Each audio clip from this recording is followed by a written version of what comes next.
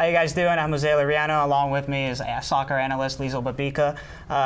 Liesl, thank you for joining me today. Thanks, Jose. So we have women's soccer. They've started off kind of poorly, 2-3-1 so far this season. Do you see anything that they need to improve on these two games? Two things that they need to improve on before they enter Pac-12 conference play. First one is that they need to finish their play. They're where they need to be. The runs are there. The balls are ending where they need to be as well. However, the ball is not getting into the back of the net. I think that's a big thing that they need to execute on. The second one is they've let up 32 corner kicks against their opponents. That's a lot of corner kicks. And when you play against teams like UCLA, Stanford, USC, those teams are going to eat those corner kicks alive, and they're going to put it right in the back of the net. And if you can't score, that's really going to struggle for ASU. Two positive spots for the ASU team is Gemma Purfield.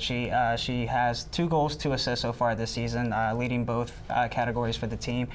Do you see her becoming a leader and a positive forward attacking Honestly, I already see her as a leader position. I know it's kind of awkward when she is a transfer and there are upperclassmen who are like, what do we do with this situation? But at the same time, she's already played with Coach Winkworth for 2 years previously at South Alabama.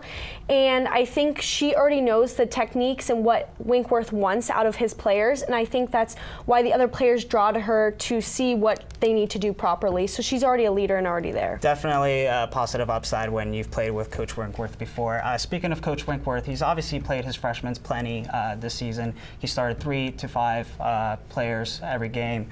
Do you see any of these freshmen becoming a positive or a leader in this team?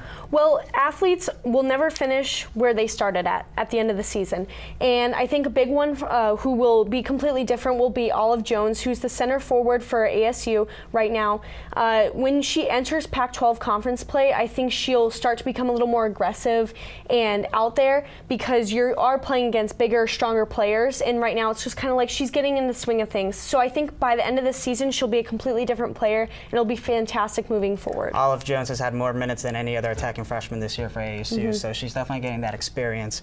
Now, Liesl, like I said, there's only 2 more games before conference play. Do you see any of these 2 games going ASU's way?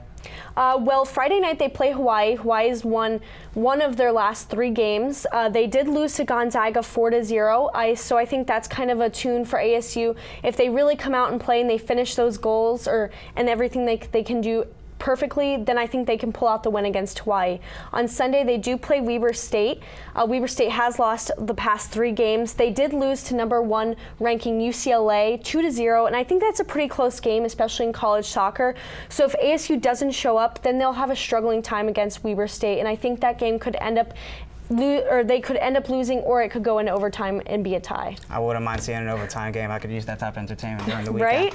Right? That will be all for this segment. Liesl, thank you for joining us. Thank If you want you. to catch any of our work, you can catch it on CronkEyeSports.com. Thank you.